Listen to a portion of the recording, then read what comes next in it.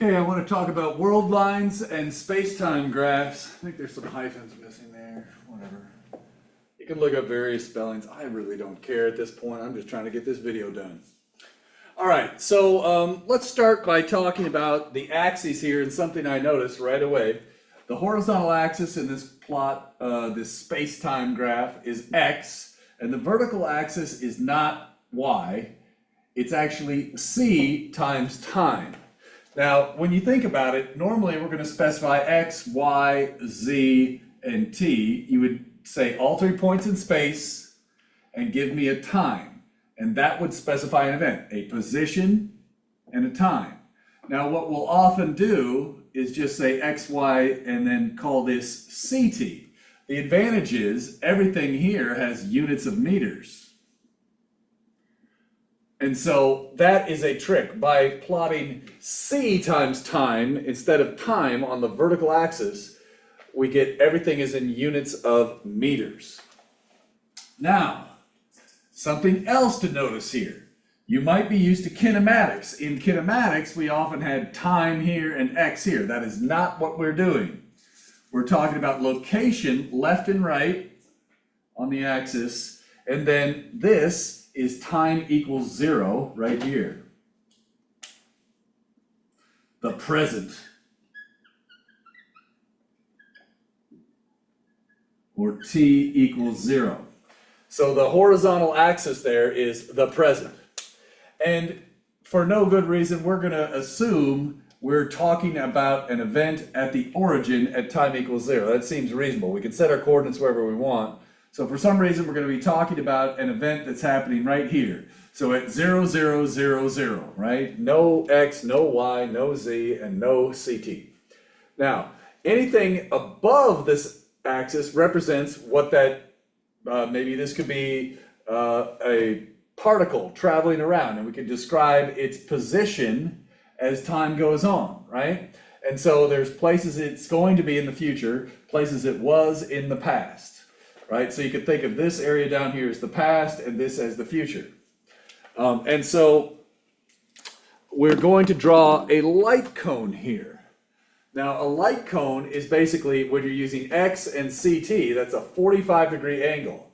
Just imagine if x equals, well, if I said it this way, if x equals ct, we could switch this and say ct equals x. That's saying y equals x. That's a line that's at a 45-degree angle here. So hopefully that's about right.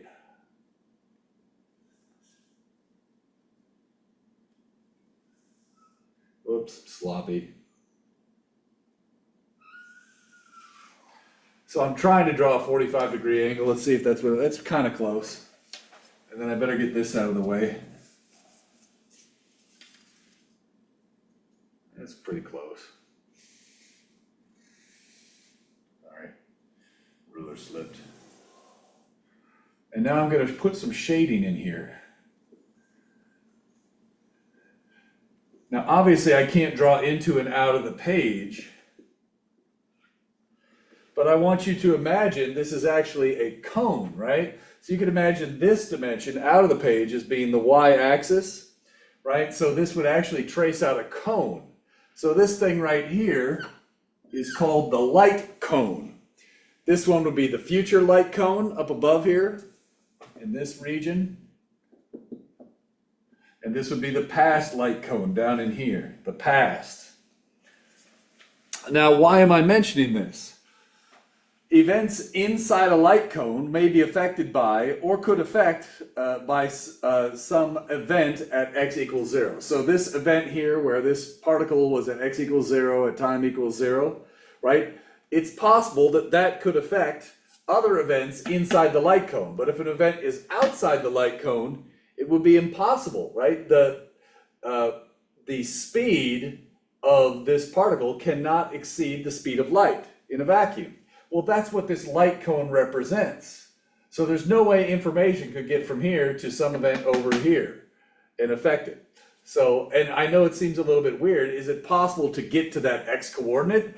Absolutely, you could reach this x coordinate at some time, but right, an event that happens at this point at time equals 0 could not be affected by this event. And that's a little bit different. It's not that the object can't reach that position.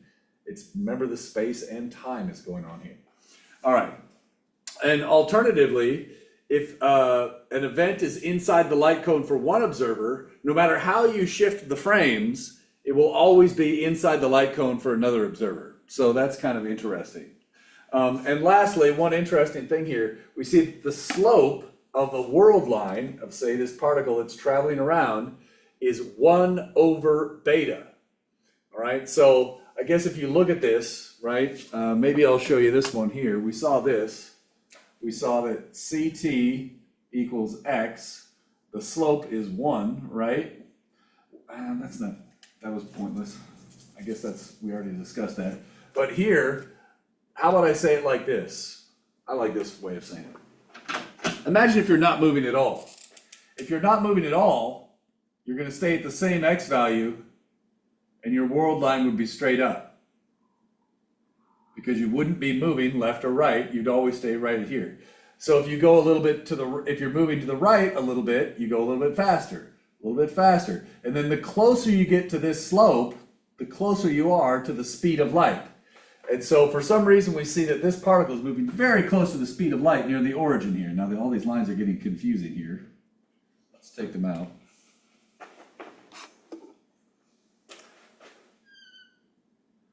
Right? But the idea is 1 over the slope gives you the speed, essentially. So the closer your slope is to very steep, the slower you're moving. So that's what a world line is showing you. And then there'll be some, maybe we'll do some worked examples like 35.7 and 37.7, the twin paradox, and 37.8, the pole in the barn paradox, can actually, it makes more sense if we discuss world lines. So that's enough on world lines for right now. We can do worked examples in another video.